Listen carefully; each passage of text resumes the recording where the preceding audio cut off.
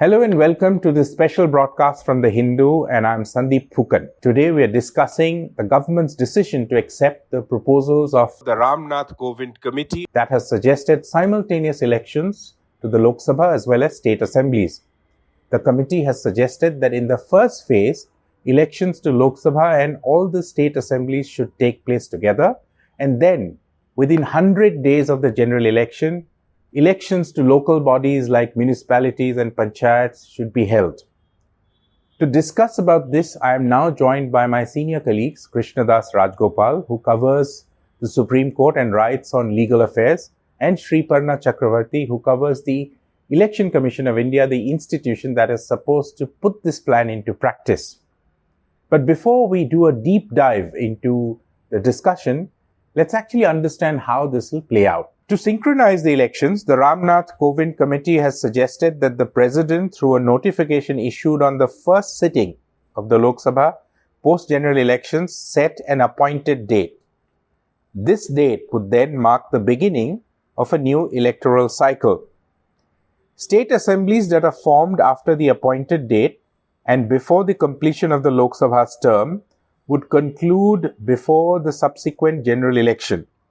After this, election to the Lok Sabha and all state assemblies would be held simultaneously. The committee has also factored scenarios such as a hung house or a no confidence motion and has recommended amendments to Article 83 that deals with duration of the Houses of Parliament and Article 172 dealing with duration of state legislature of the Constitution. In all, the Kovind panel has recommended a total of 18 constitutional amendments, most of which do not require ratification by state assemblies. So, Krishnadas, as we had just sort of given a broad outline of what the plan is, the Kovind report, you've also read it, I've also read at least the portions which are there in public domain, and the Kovind report clearly says that the plan does not hamper or tamper with the basic structure of the Constitution, and this can easily be done. And it has put out several arguments in favor of holding simultaneous elections. So what, according to you, would be the main changes to put actually this plan into practice, to implement this on the ground? Well, there are 18 amendments proposed on the Kovind panel report.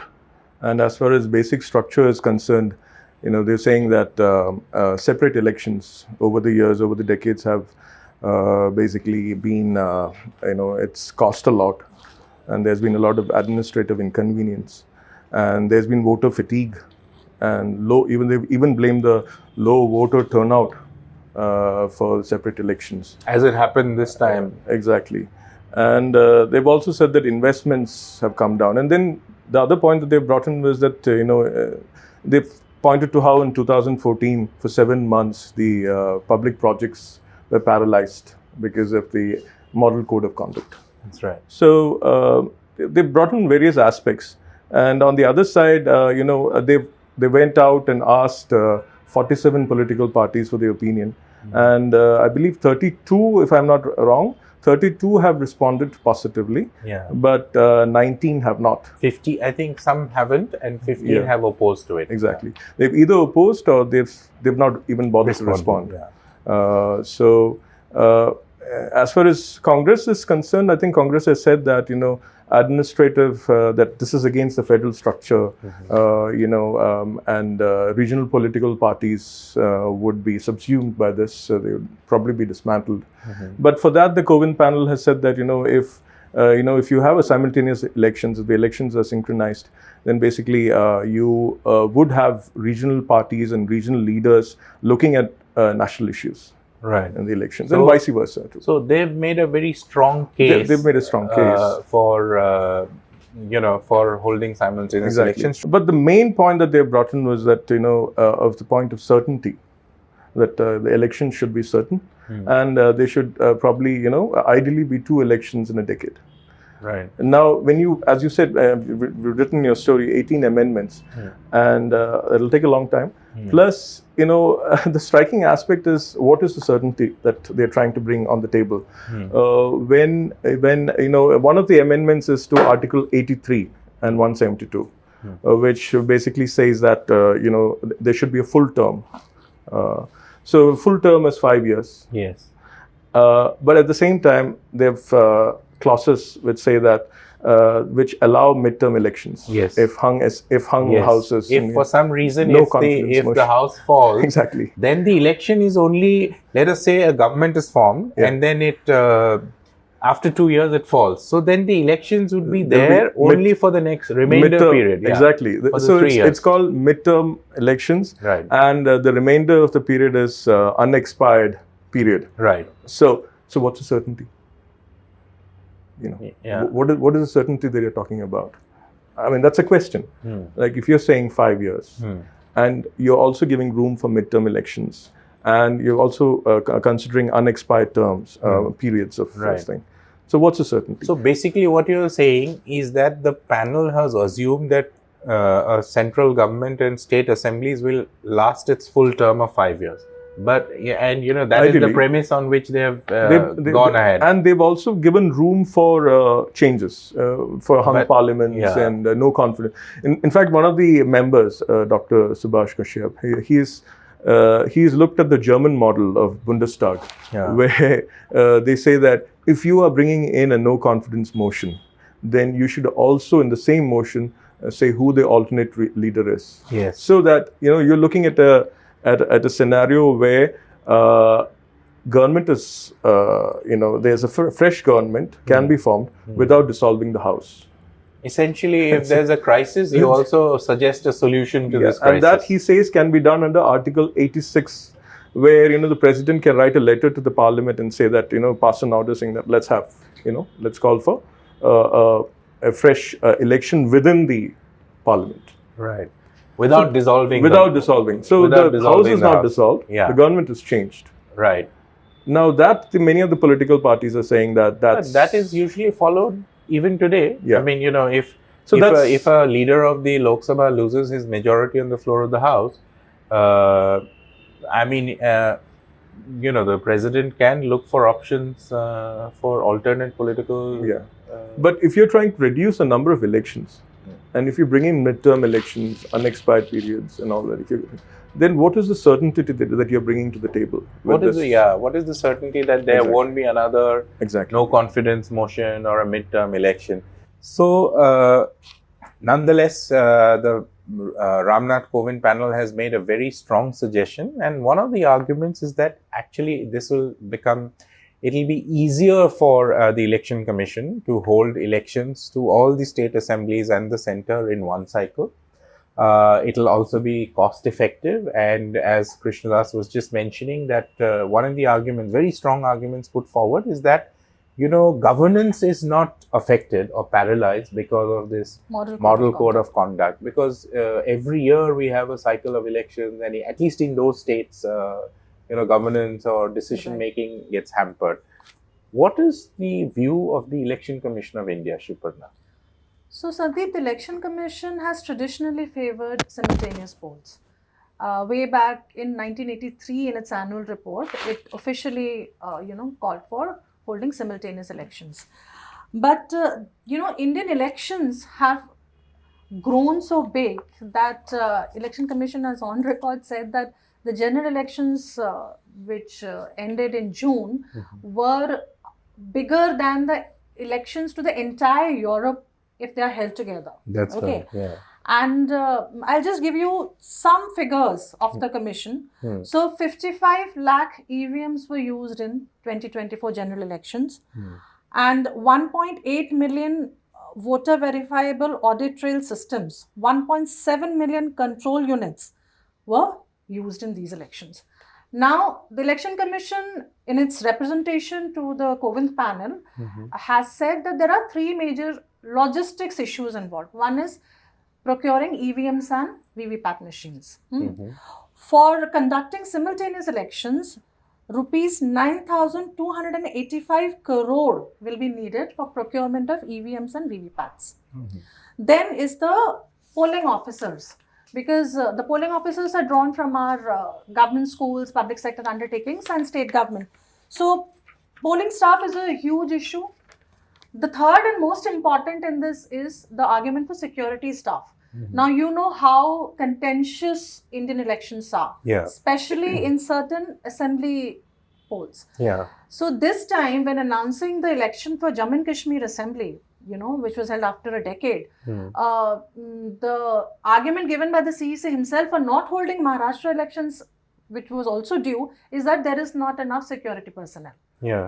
So just imagine in such a situation, you're holding all assembly elections together and the general elections. So where is, the argument for not having enough security personnel, how does it hold then? Where will you get the security personnel from? It will only escalate. You're saying that it will escalate many-fold. Not only escalate many-fold. And I would like to add, in the EVM thing also, the EVMs have to be replaced after every 15 years.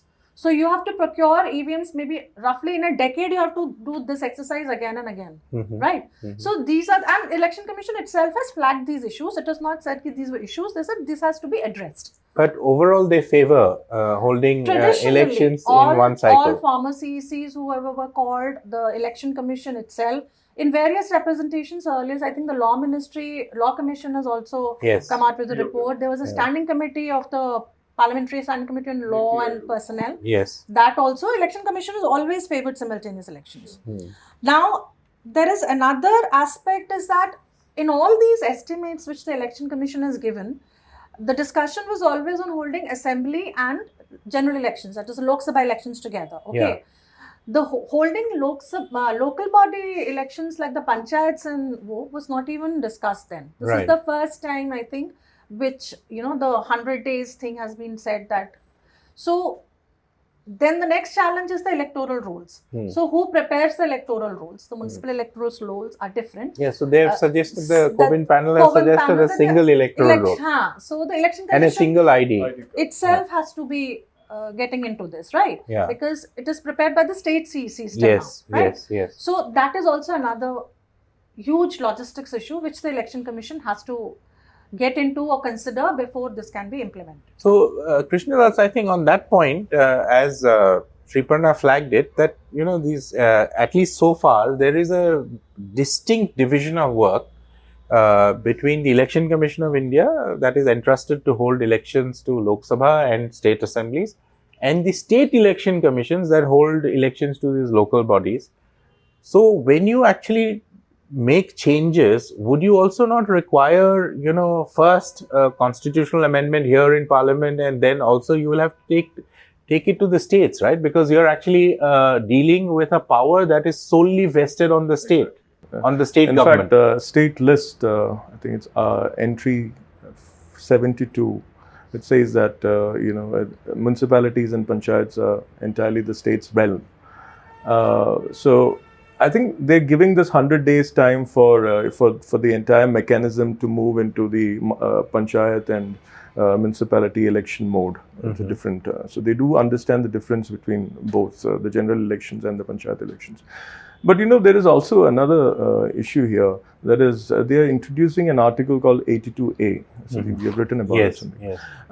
In which they, I think there are 5 clauses in it, and one of the clauses basically say that if for any reason the Election Commission can't conduct a simultaneous election along with the general election, then they can defer it, and they can apply to the president and defer it. Now that again would mean further stretching the whole mechanism, the security, the machines, and the manpower.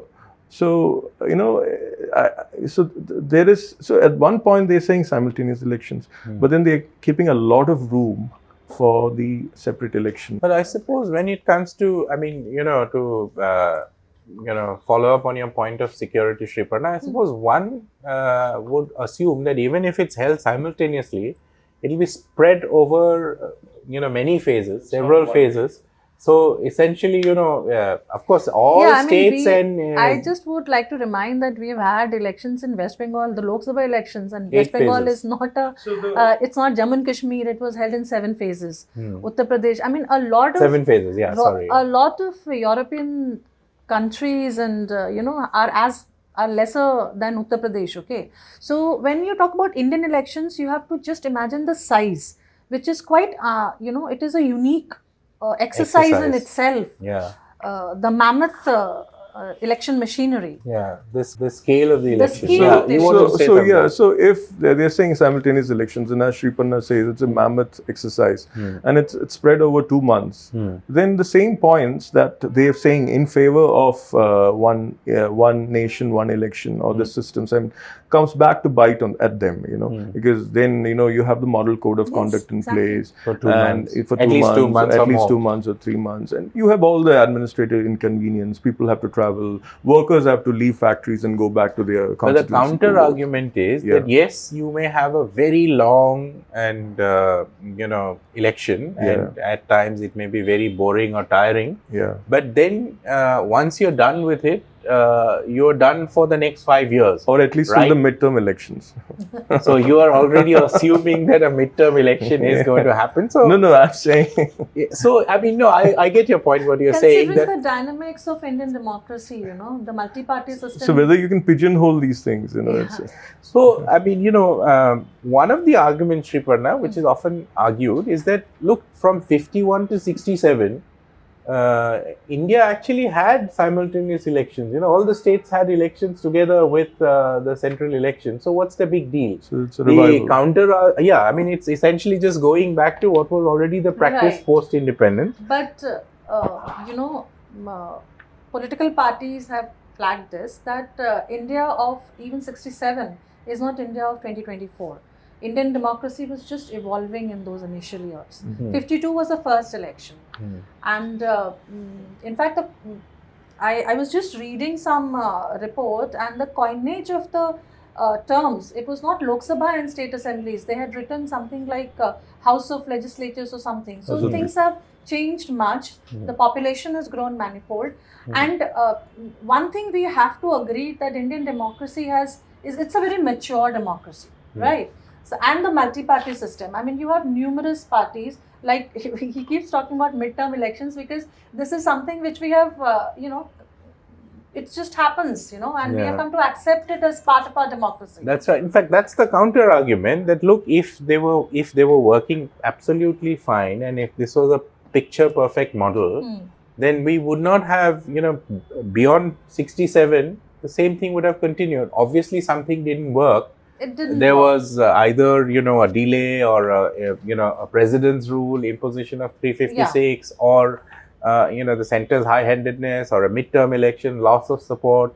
So all of that contributed towards. You would know very well, having watched the opposition so closely, that state elections and Lok Sabha elections are very different in the nature and tenor, even politically. That's right. And that even political parties have not been able to grapple with. I mean, a lot of political parties have wondered how, look at Delhi. Yeah.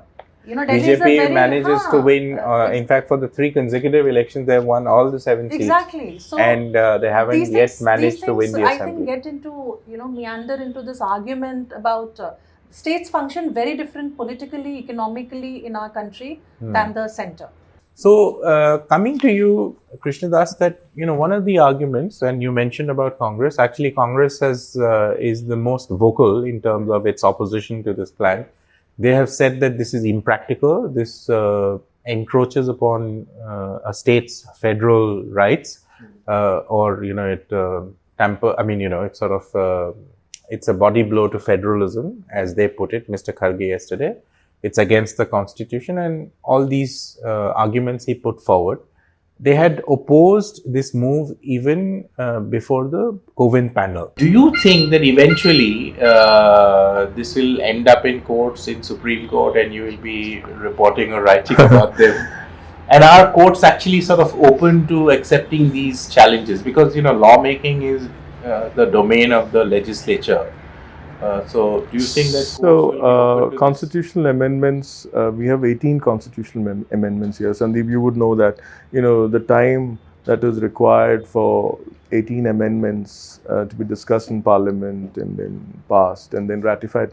Because as far as the Panchayat and municipal part is concerned, we need 50% ratification of the states. Right. Whereas, it won't be easy with opposition rule states. Exactly. So we have a coalition, and this time the opposition is strong.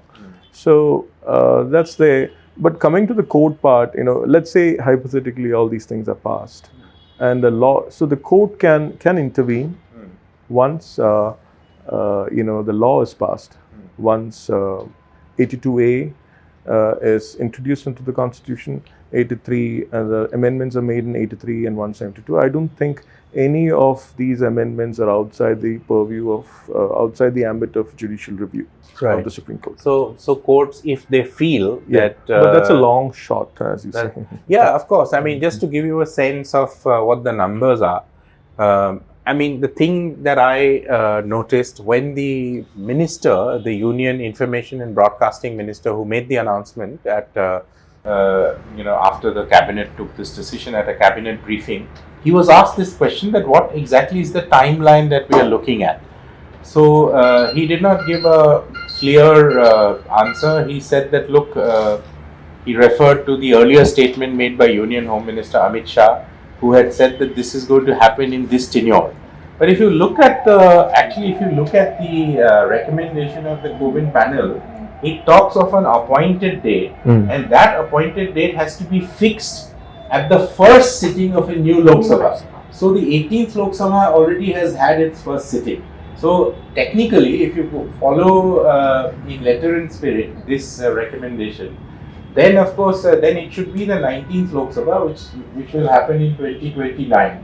So that can happen only there. Only after that. So all other preparations can happen after that. Now, assuming that they don't go strictly by that law, strictly by that suggestion of the first sitting, and they decide that okay, they will do it in this tenure. Even then, there will be a problem, as Krishnadas rightly mentioned, that there are 18 amendments. And as we know that at least even in Parliament, every constitutional amendment has to be approved by 2/3 majority. Now, if you go by the current numbers, in the 543 Lok Sabha, the 2/3 mark is achieved by 363. 362 is the cutoff, okay? Whereas right now, NDA has 293. So they are well short of that mark. And they will definitely need to, find support beyond the NDA for them to really sort of be able to push through this legislation. That is an idea, according to you? That is going to be very difficult. I mean, given the fact that most of the opposition parties belonging to the India bloc have actually put up a very strong resistance. It is very difficult to find, we are not talking about 1 or 2 or 3 MPs. We are talking about more than 60, 70, close to 70 MPs. So 62 and 7 here. So about 69 MPs, 69, 70 MPs you need. So that's the one challenge. Even in the Rajya Sabha, it's the same. As you know, that in a constitutional amendment bill, both the houses enjoy equal rights. And even in the Rajya Sabha, I think the current NDA numbers are somewhere in the range of 120 to 124. And the cutoff is 162, 163. So again, it's a good shortfall of 40 odd MPs. It's not going to be easy. So for that, of course, what the government has done is that as of now, they have decided that they will set up a small committee. It's called the Implementation Group. We still don't know who will be there in this group, but presumably it'll have senior ministers, and they will be actually holding another round of wide consultations with political parties, as well as cross-section of people, and they would try to achieve consensus. But clearly one has not heard the last word on this issue. That's all from all of us here in The Hindu. For more such videos, keep watching The Hindu. Thank you.